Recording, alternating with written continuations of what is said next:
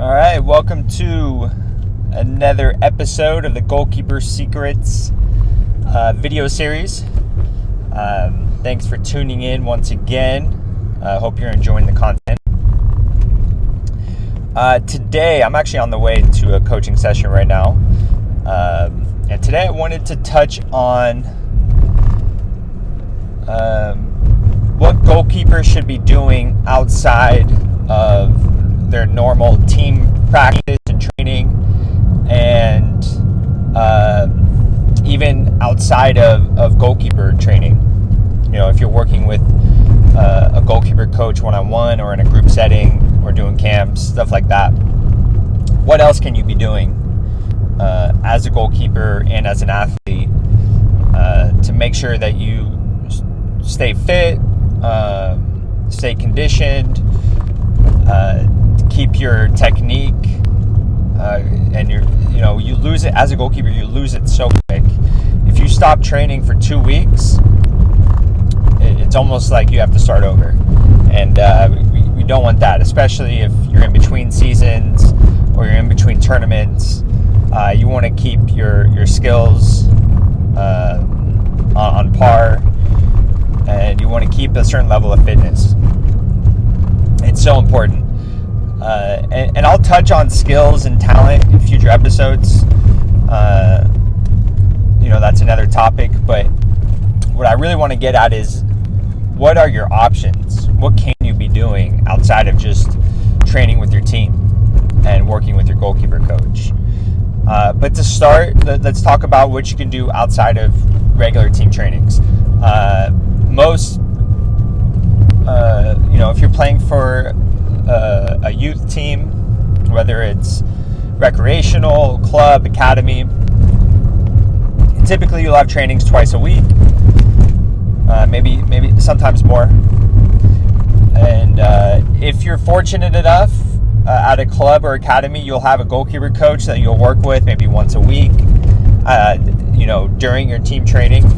So they'll come in and you'll go work with the keeper coach, maybe in a group of however many other keepers at the same club, and that's great.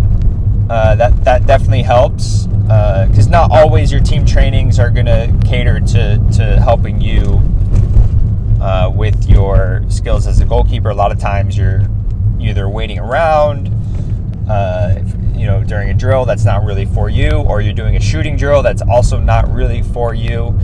As goalkeepers, we've all experienced the shooting drills where they're just banging shots on you for 30 minutes and there's not much to it. Doesn't really develop you as a goalkeeper. Doesn't really make you better in a lot of ways. Yeah, maybe it helps with your fitness and reactions and just making crazy saves, but you can only last for so long before you get run down, and then all of a sudden, the more tired you get, the level of your technique goes down, and we don't want that. We want to keep your technique up as you get tired, and so you have to specifically train for that. And that's why working with a goalkeeper coach is so important, especially one-on-one. I definitely recommend one-on-one training, or 2 to 3 other keepers max working with you. Once you start working in a group of 6, 8, 10, 12, whatever, once it's over 6, the level of coaching kind of goes down, and it's more about getting reps in and just staying busy. And I'm not saying it can't work or you won't get better at all. I'm saying you're not going to get the level of attention that you need as a goalkeeper, especially when you're young. You need that one-on-one coaching. Now, I do realize not everyone has access to that. Not everyone has the means to do that. So a part of this video, I want to talk about what can you do if you don't have access to a goalkeeper coach. It's just not there for you. You're in an area where you don't know anyone, or you can't afford one, or for whatever reason. What else can you do? Something that's easy. The first off, you can buy your own equipment, soccer balls, cones, ladders, hurdles, There's a lot of things, and you can find them for cheap. You can go on eBay or whatever, Amazon, find some cheap equipment. You don't need a lot. And you can go out and do footwork drills. You can work on fitness. You can work on your positioning in the goal. You can work on setting. A whole bunch of stuff. Ladders help with quickness and leg strength and all that. Jumping ability. That's all stuff you should be working on your own anyway. Outside of team trainings and goalkeeper training, you should be taking a day to yourself and working on that type of stuff. Working on the footwork and the speed and your conditioning. That's something you can always work on, whether you have a goalkeeper coach or not. But especially if you don't have a goalkeeper coach, you should be doing that stuff. And you can definitely reference my YouTube channel for drills that you can do on your own. I believe I have some videos up there where I've done just footwork drills. There's no catching or volleys involved or diving, anything like that. Or you can. I'm sure there's plenty of keeper training videos online that you can find where it's just footwork.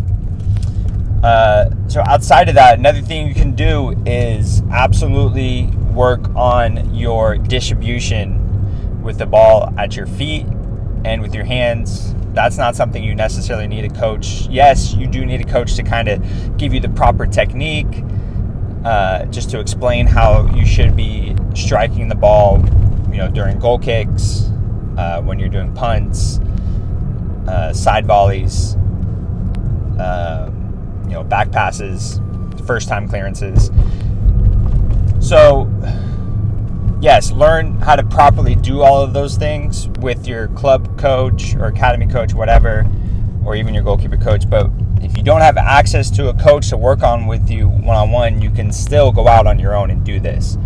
I do recommend going to a park with a goal with at least 5 or 6 balls. 10 is preferable, and start out kicking the ball into the net.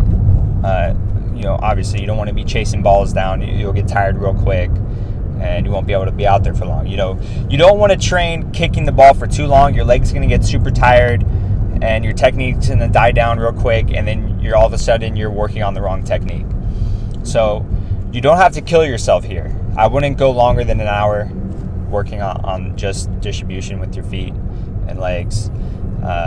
You don't have to kill yourself out there. It's more about quality over quantity. It's more about the quality of your connection with the ball. Focus on that. So you can hit balls into the net, whether it's goal kicks or it's side volleys, punts, whatever. Do reps. It's all about reps and quality reps. I'm not saying go out there and do 200, but maybe go out and do the 50, 70, and just get it down. Find a rhythm. Out there and finding a rhythm. You want to do quality reps. Sorry about that. Quality reps into the net, and then to finish off your training session, I would say the last 10 minutes, you can work on hitting the ball down the field and aiming and having a target in mind. Okay, I want to hit my left or right midfielder. I want to hit my center midfielder. I want to hit the forward. I want to drive a ball waist height to my left back. Working on all the different types of distribution that you can do. And a good way to do this is if there's trash cans. A lot of times when you go to parks or soccer fields, there'll be trash cans kind of around the parking lot. Bring those onto the field. Use those as targets. It'll help you so much with developing accuracy. Or anything you can. But bring a ball bag or a backpack. Put it out somewhere on the field and try to get as close to it as you can. So doing all those little things help a lot. I want to talk about what else you can do. You can grab some friends. Yeah, maybe you don't have access to a goalkeeper coach or a coach to come work with you one-on-one. Grab some teammates on your club team or academy team say, hey guys, let's go work on some stuff at the field.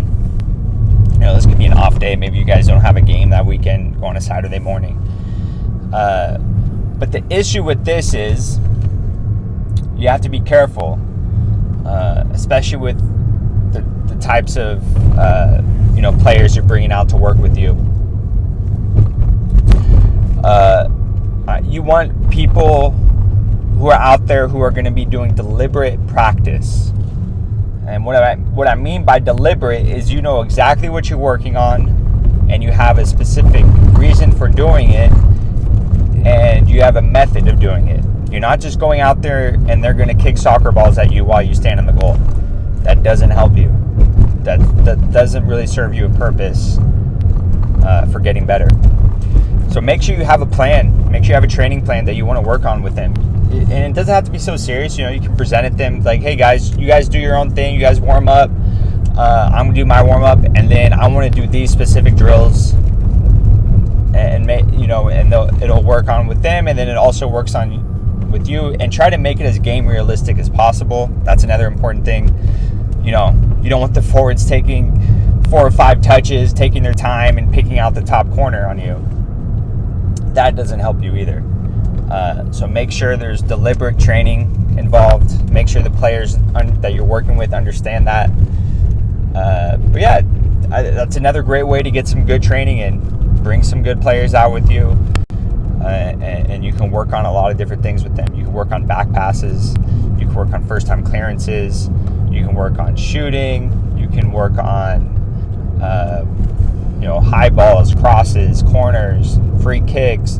There's so many things you work on. Just a handful of players. Bring out 2 or 3. You can do plenty of drills. So find a good crew that you can work with.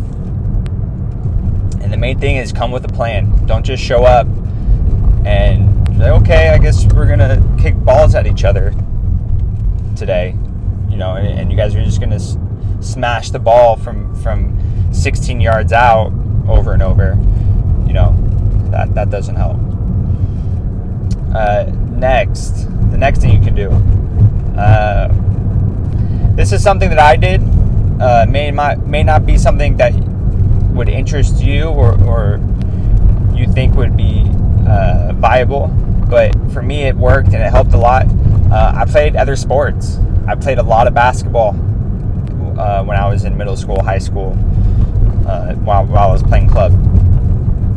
It helped me tremendously, and I had a deliberate reason for playing basketball. It wasn't just because I wanted to hang out with my friends who all played basketball, and it wasn't just because I liked playing basketball. I did like both of those things. It was a reason for me to hang out with my friends after school, but there's a deliberate reason for me going out there and playing basketball. Number one, it helped with my fitness, my overall fitness. Playing full court basketball is work. That's a lot of running. It's a lot of starting, stopping. Very similar to goalkeeping, where you're doing short bursts of speed.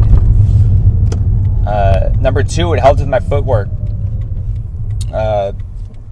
Playing basketball, you got to have quick feet, especially on defense. So that's something that I focused on while I was playing basketball. I was aware of it. The next reason for me was it helped with my reactions, and it helped with my jumping ability. It helped with, making saves with one hand. In basketball, if you're going for a block, you use one hand, and get up as high as you can.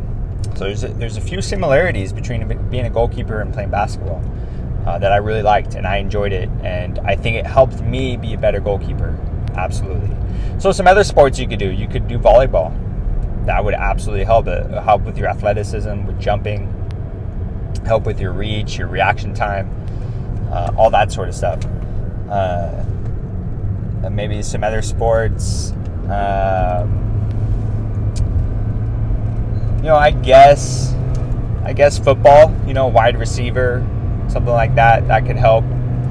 But it's just so easy to play basketball. That's why I definitely recommend it. If you have some friends that play, or where some good pickup games. Of course, yes, you don't want to get hurt. That's another main thing. You don't need to, going too hard. I definitely sprained a lot of ankles playing basketball. I think luckily, anytime that happened, it was during the off season from soccer. So I was careful during season. I wasn't playing too much basketball. I wasn't out there. This is more during the summer and when I wasn't doing club and high school soccer. I would be out playing more basketball just because I wanted to keep my fitness up while there's no training going on. It helped so much. So yeah, that's a little bit longer of a video today. Those are just some ideas that I threw out there that can help you if you don't have access to a one-on-one coach and you're not doing team trainings, or if you want to do some extra training, aside to your team trainings. It's going to help you so much.